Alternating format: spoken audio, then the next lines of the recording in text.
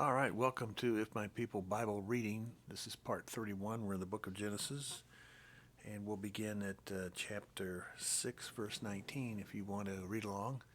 For those listening, just also remember I have an audio version, and I've never charged anyone anything for an audio version. It's designed for the blind. You also notice we have a new sound system. I hope it sounds better. Some of the those listening who made some good critical comments and would like a better sound system. So, okay, got it for you. All right.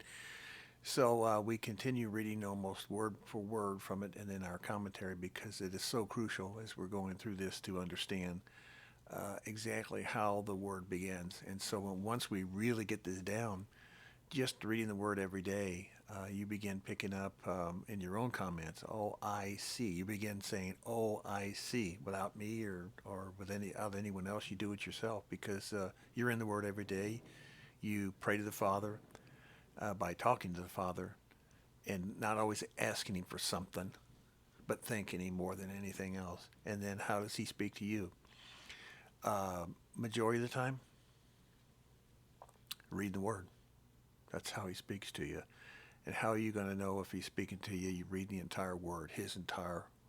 If the Creator of the entire world wrote this Bible, which we believe He did, and which you believe He did, then why haven't we been reading it every day?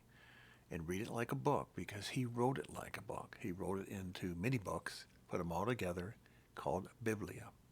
And so let's start here. We're in verse 18, or verse 19. I'm sorry. You are to bring into the ark. That's the big ark. By the way, that's the one in Kentucky. If you want to go see it, it's life size. It's big.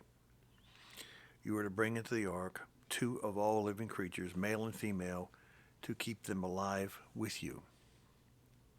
2 of every kind of bird and every kind of animal and every kind of creature that moves along the ground will come up to you to be kept alive. They'll be, in other words, the Father sends them to Noah. Noah didn't have to go out there and trap them, lasso them, or rope them like a steer. The Father did all that. Also notice it says 2 by 2 by 2. Several reasons for that. Number one is not 2 males.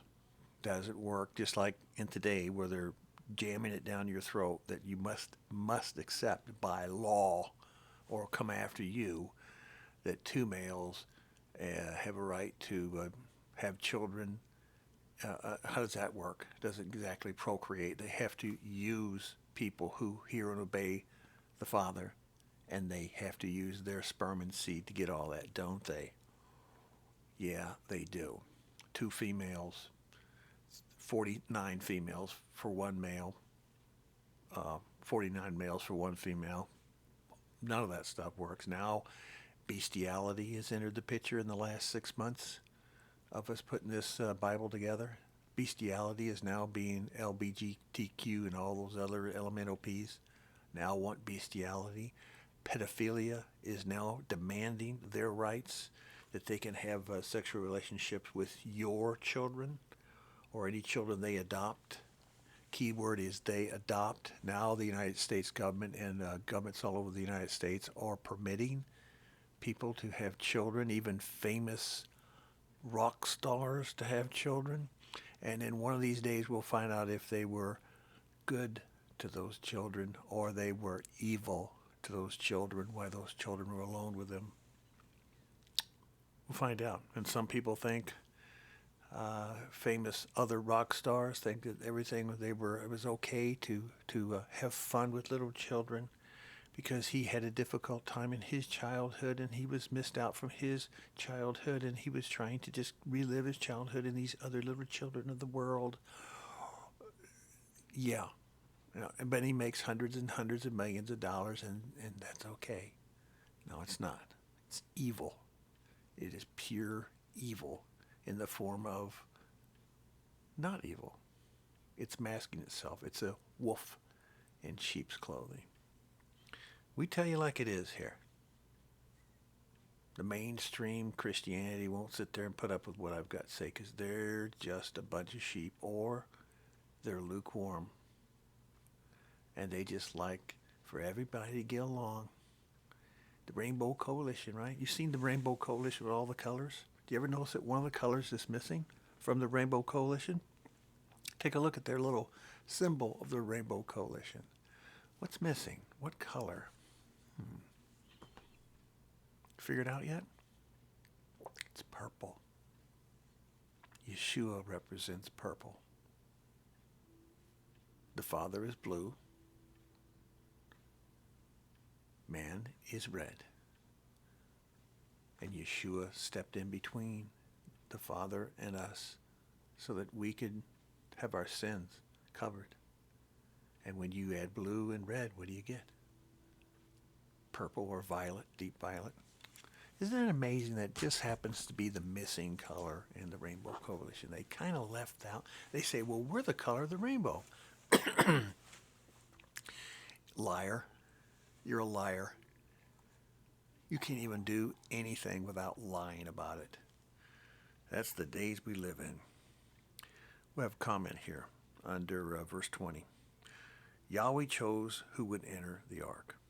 Understanding this, we now grasp the statement that Yahweh's ways are not our ways. If he wanted or allowed Nephilim, half-breeds, to enter the ark, that was so be it. He allowed that to happen, just like during the days of Job. We just finished Job, didn't we? Yahweh allowed all kinds of things to come against Job. Yahweh allowed it. Did Hasatan and his minions do things that were evil, wrong, sinful, against Job, with the Father knowing it? Yes, because the Father trusted. He trusted and he knew Job's soul. He knows his soul. Trust in the Father and everything that happens in these last days. Because now you understand Genesis 6:4. Genesis 6:4. Somebody will ask. The Nephilim were on the earth in those days and also afterwards. Key word. Nephilim are fallen ones, so they can't go to heaven and then come back down. They had to remain on the earth. And since everything died that wasn't in the ark, that was breathing, that could breathe air, nephesh, breathing individuals, they came on the ark, and the Father allowed them.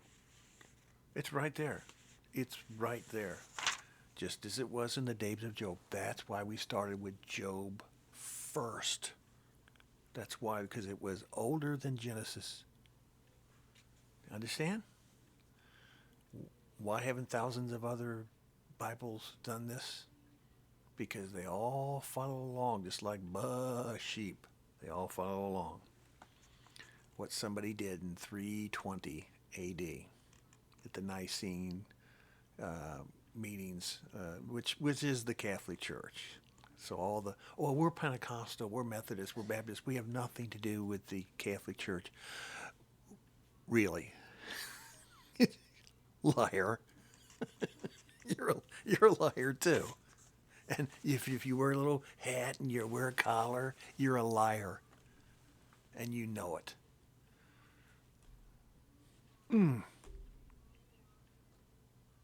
Anyway, let's finish this up. The people of the world are experimenting, actually making hybrids today. That's why we know what happened in the days of Noah, and that's why we know what happened in the days prior to Noah, on the earth in Genesis 1:1 to 1:3 to 1:4, when there was no sun or moon yet. The earth was perfect. All kinds of stuff was going on, but things were manipulated. Things happened. What do I personally think?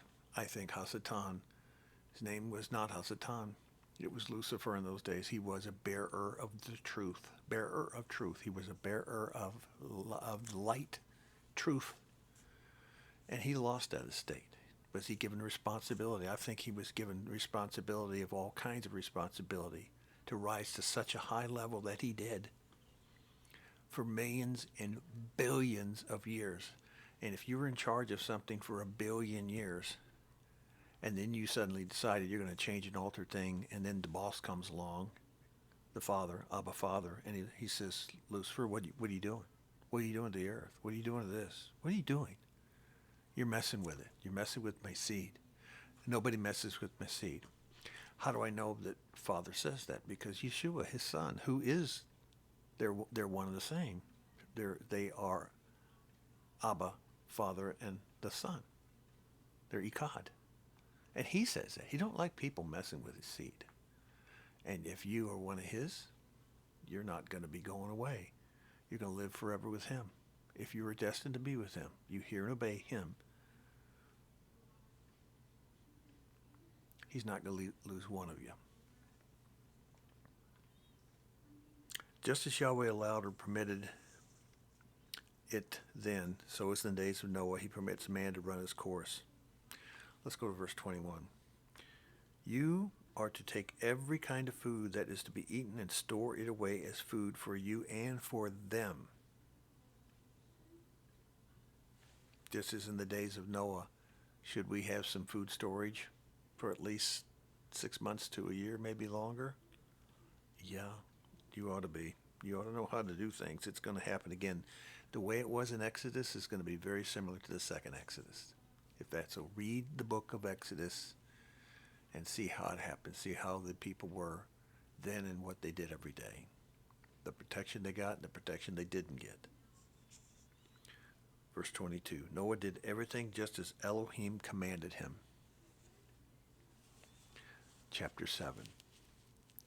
Yahweh then said to Noah, go into the ark, you and your whole family, because I have found you righteous in this generation. Verse 2, pay attention. Take with you seven of every clean animal, male and its mate, and 2 of every kind of unclean animal. With you, a male and its mate. The clean animals are 7. Why would they do that? I'll give you one reason why. Because Yahweh wanted it that way. I wasn't using it. All right. I'm sorry. If Noah was still doing sacrificing, then he would need some animals that before they produced more animals on the ark, which they did, I'm sure. They were there for a year and a half. Things happen. Then he would have something need to sacrifice, such as birds or lambs, so forth. Okay, understand how that goes? So he would have all those animals ready for them, and if he sacrifices at least during the appointed times, that would be every spring and every fall. That's the 2 main ones. During the equinox, the fall and the spring equinox, then that would be 2 and 2 there. So there's 4, and then the next, they were there a year and a half, so there's another 6 months. So there's 6 now. Can you understand why he brought 7? Okay. Thought you would. You figured it out. Verse 3, chapter 7, verse 3. And also 7 of every kind of bird, male, female, keep them, the various kinds, alive throughout the earth. 7 days from now I will send rain on the earth for 40 days and for 40 nights, and I will wipe out from the face of the earth every living creature I have made. Now, he's talking about breathing creatures. You say, well, it says here every. Every means every. Oh, that doesn't mean every fish. Did Noah bring fish on? Did Noah have to? So, don't go crazy here. Don't look at the small stuff and go crazy. Just read for word, and then as you read around the front and the back of the Bible, as you read all the way through it, you understand what he's talking about. Just don't take one sentence and go crazy on it, because you're not going to get an answer. It was written in book form, so read the book from beginning to end. And if it takes till Revelation 22 to understand what we just read on this particular reading, that's fine. Some of the stuff, it does not get an answer till Revelation 22. The big stuff is not answered till Revelation 22, and it takes us right back to Job and Genesis 1:1 to 1:4. We'll stop there and see you again.